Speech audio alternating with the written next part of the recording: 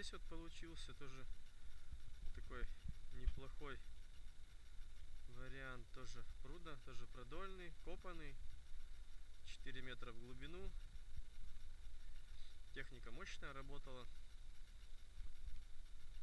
Тоже ключ вверху. Здесь собственные ключи оголялись много. Сейчас эту протянет локотину. Будет чистейшая вода, холодная.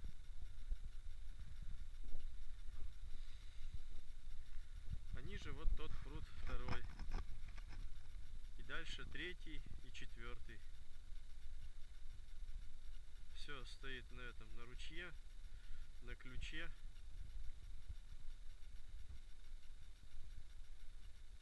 Нужно будет завозить рыбу и все. И устраивать рыбалку, отдых. Клевый отдых.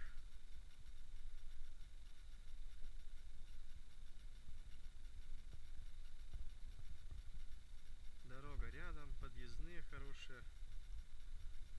Электричество все есть. Так что клиент сделал здесь очень хорошо, а мы ему обеспечим все рыбой.